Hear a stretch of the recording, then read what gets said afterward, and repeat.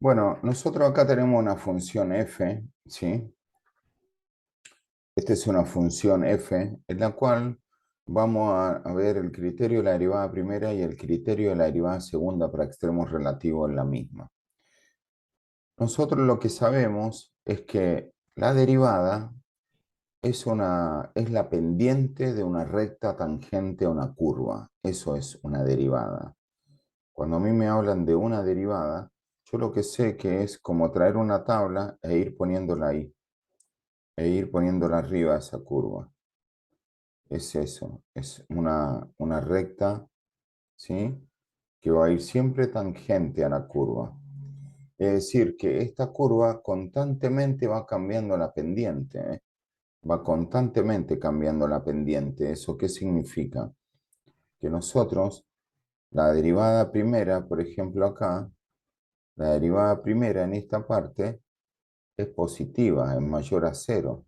Acá es positiva, ¿por qué? Porque se está refiriendo a la pendiente, y la pendiente es creciente, entonces la derivada es positiva. En este punto, justamente en este punto, la derivada primera es igual a cero. Acá la derivada primera es menor que cero porque es decreciente, acá viene decreciendo mi curva, la derivada primera es menor a cero, y acá la derivada primera es igual a cero nuevamente. Y acá hay un punto. Estos puntos se llaman puntos críticos, ¿sí? Esos puntos son los puntos críticos de mi función.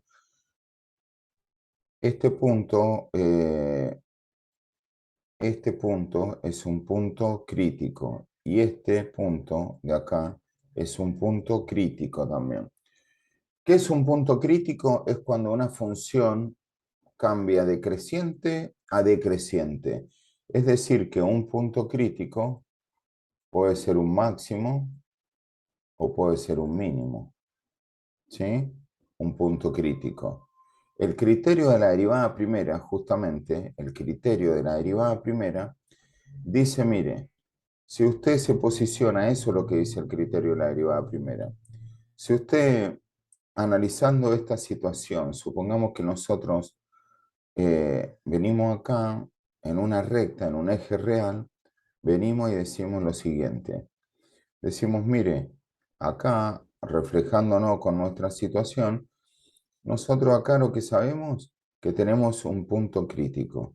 Y acá lo que sabemos que tenemos otro punto crítico. A esos puntos críticos no les voy a llamar punto crítico, sino que ya les voy a llamar una coordenada de x. Voy a decir que este es mi x1 y este es mi x2, ¿sí?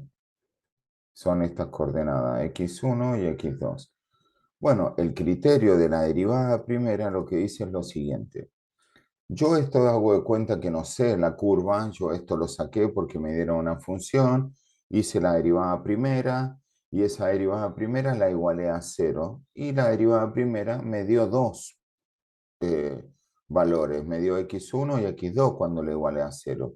Es decir, yo tenía una función f de x, esta f, la derivé, lo primero que hice, la derivé, segundo que hice, la derivada primera la igualé a cero, y esa derivada primera, cuando la igualé a cero, me dio dos puntos críticos, x1 y x2. Muy bien, yo todavía no sé este gráfico. Yo esto lo estoy haciendo analíticamente y voy a hacer el criterio este de la derivada primera para saber si yo tengo un máximo o tengo mínimo en estos puntos críticos. ¿Qué dice el criterio? Te dice, mira, toma un valor antes del x1 y evalúa la derivada ahí. Es decir, hacer la derivada en el punto x1 menos un valor y hacer la derivada. Luego, toma un valor después y hacer la derivada en el x1 más un valor, ¿sí? Puede ser más 1, puede ser cualquier valor. Siempre tiene que ser mayor y menor. Si en este que vos hiciste, la derivada primera te dio mayor que cero, es porque tu función va a crecer. Si es mayor a cero, está ocurriendo esto. Y si en este caso tu derivada primera te dio menor a cero, es porque va a decrecer. Y si crece y decrece, no te queda otra que acá hay un máximo.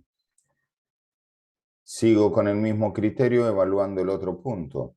Si yo ya acá mi función venía decreciente, entonces ese mismo valor lo uso para el anterior y solamente me paro acá y digo, mire, voy a hacer la derivada primera en el x2 más un número, cosa que la evalúo pasando.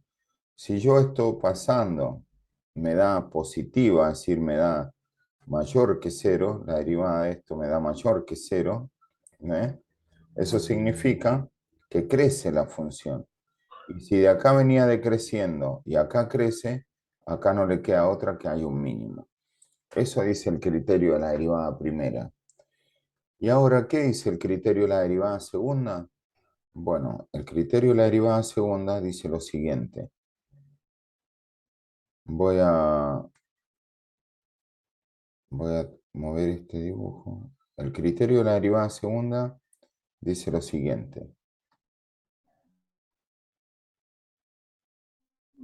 Si nosotros tenemos esta curva, ¿sí? La derivada segunda dice esto. Mire, dice la derivada segunda. El criterio de la derivada segunda. Este es el criterio de la derivada segunda. Las funciones, además de tener estos puntos críticos, ¿sí?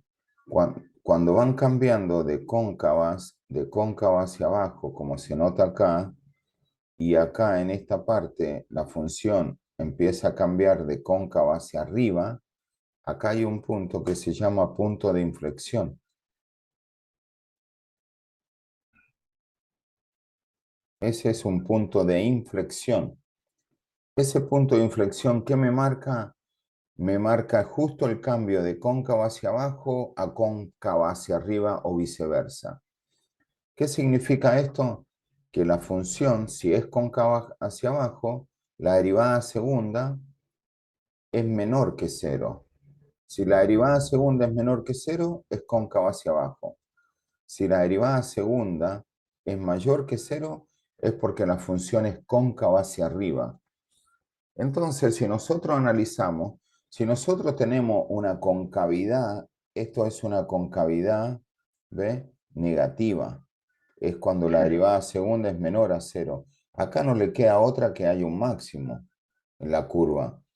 Y si vos tenés una concavidad positiva, como acá, es donde la derivada segunda es mayor a cero, acá no le queda otra que hay un mínimo a tu función. Por eso justamente dice el criterio de la derivada segunda lo siguiente.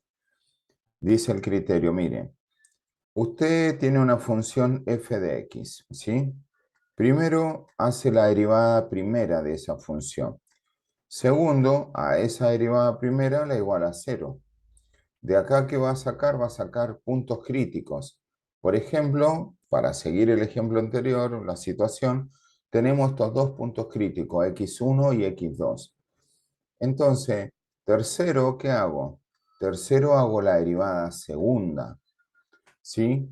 Y cuarto, acá es donde voy a, y cuarto, en la derivada segunda, tomo mis puntos críticos. Si en el punto crítico, si la derivada segunda en el punto crítico me da menor que cero, ¿sí? Cuando yo evalúo esto menor a cero, entonces se dice que hay un máximo en x1, punto de coma, y f de x1. ¿Ves que sería esto de acá? ¿Sí? Perfecto. La derivada segunda es menor a cero, entonces acá hay un máximo. Y lo mismo se hace con el otro punto. Yo ahora tomo la derivada segunda, el x sub 2. Si digo, si me da mayor a cero, es porque hay un mínimo, ¿sí? ¿En dónde? En x2 y f de x2. Y también esto me podría dar cero la derivada segunda.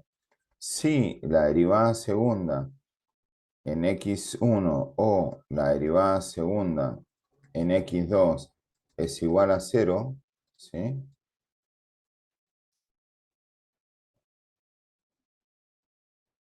Esto puede pasar. También puede pasar esto, que alguno de estos dos sea igual a cero.